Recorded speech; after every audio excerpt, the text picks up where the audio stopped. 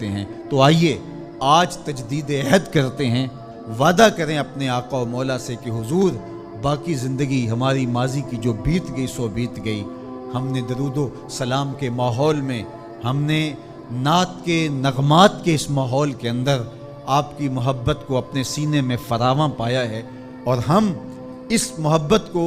جز وقتی محبت نہیں بنانا چاہتے بلکہ کل وقتی محبت کی صورت کے اندر ہم اس محبت کو ڈھالنا چاہتے ہیں۔ تو ہم عہد کرتے ہیں کہ ہم اپنی ساری زندگی آپ کے نام لگاتے ہیں۔ ہم جئیں گے تو حضور آپ کے لیے، ہم مریں گے تو حضور آپ کے لیے، ہماری ایک ایک سانس آپ کے نام ہوگی، ہماری زندگی کی ایک ایک ساتھ آپ کے لیے وقف ہوگی،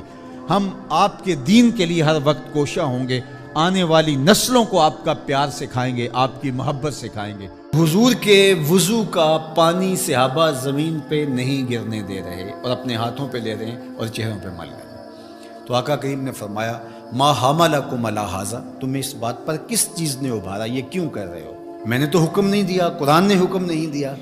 اور تم میرے وضو کے پانی کو بھی زمین پہ نہیں گرنے دے رہے، تو یہ کیوں کر رہے ہو؟ انہوں نے جواب دیا حب اللہ و رسولہ، یہ اللہ اور اس کے رسول کی محبت کی وجہ سے ہم کر رہے ہیں۔ حضور نے اس سے منع بھی نہیں کیا، چونکہ اگر یہ شریعت سے متصادم کوئی چیز ہوتی تو نبی کے منصب میں شامل ہے کہ نبی منع کرتے۔ تو فرمایا جو چاہے اللہ اور اس کے رسول سے محبت کرے یا اللہ اور اس کا رسول اس سے محبت کرے، اس کو 3 کام کرنے چاہیے۔ ان میں سے پہلی بات فرمایا جب بھی بولے سچ بولے، اور دوسری بات ارشاد فرمائی جب اس کے پاس امانت رکھی جائے تو اس امانت میں خیانت نہ کرے، اس امانت کو صحیح صحیح لٹا دے، اور تیسری بات جو اس کا ہمسایہ بنے اس کی ہمسائیگی کے حقوق کا پورا پورا خیال رکھے۔ تمہاری محبت کا یہ جذبہ صادقہ ہے کہ تم میرے وضو کے پانی کو بھی زمین پر نہیں گرنے دیتے، لیکن کہیں تمہاری محبت یہیں رک کر کے نہ رہ جائے اور لوگوں کے حقوق پامال نہ ہو جائیں، ہمسایوں کے ساتھ زیادتی نہ ہو جائے۔ تم محبت کی فراوانی جو ہے وہ اپنے سینے میں رکھے ہوئے ہو، لیکن عمل سے کہیں تم بے نیاز نہ ہو جاؤ، لہٰذا تمہاری زبان ہر حالت کے اندر سچ ہی بولنے کی خوگر ہو، اور تم لوگوں کی امانتوں کا پورا پورا خیال رکھو، اور تیسری بات ہے کہ ہمسائیگی کے حقوق تم کبھی بھی اس محبت میں آ کر کے ترک نہیں کر سکتے۔ میں اور آپ دیکھیں کہ ہماری محبت کہیں خام تو نہیں ہے کہ ہم دعوی محبت میں وہ چیزیں کر جاتے ہیں جن کی شریعت ہمیں اجازت دیتی ہے، شریعت کا حکم نہیں ہوتا، اور ہمیں وہ کر لینی چاہیے، لیکن دوسری جانب جو طے شدہ شریعت کا نظام ہے اس کو کہیں ہم پامال تو نہیں کر جاتے، اور محبت کی اس فراوانی کے اندر وہ چیزیں دب تو نہیں جاتی۔ حضور علیہ السلام کا یہ فرمان ہمیں پورا پیکج دیتا ہے، تصویر مکمل سامنے آنی چاہیے،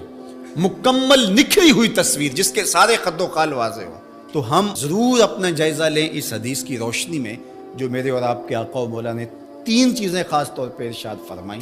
کہ جب بھی بولیں سچ بولیں، تمہاری زبان جھوٹ سے آشنا نہیں ہونی چاہیے۔ یہ محبت رسول کا تقاضا ہے جو خود اللہ کے رسول نے ہمارے سامنے رکھا، اور ہمارے پاس جو امانت رکھی گئی ہو، امانت کی جو بھی صورت ہو، اس امانت میں ہم خیانت کبھی نہیں کریں گے۔ اور تیسری چیز یہ ہے کہ اپنے ہمسائیگی کے حقوق کا ہم ہر صورت کے اندر لحاظ رکھیں گے اور خیال کریں گے، ان کو کبھی بھی پامال نہیں ہونے دیں گے۔ یہ 3 چیزیں اگر ہم اپنی روح کے اندر سمو لیتے ہیں اور یہ ایسا نقشہ سامنے آتا ہے ہماری محبت کا، تو یہ محبت ماحول کے اندر خوبصورتی کی ضمانت بنتی ہے۔ ورنہ میرا رویہ چاہے وہ دین کے نام یا کسی اور نام سے ہو، اگر لوگوں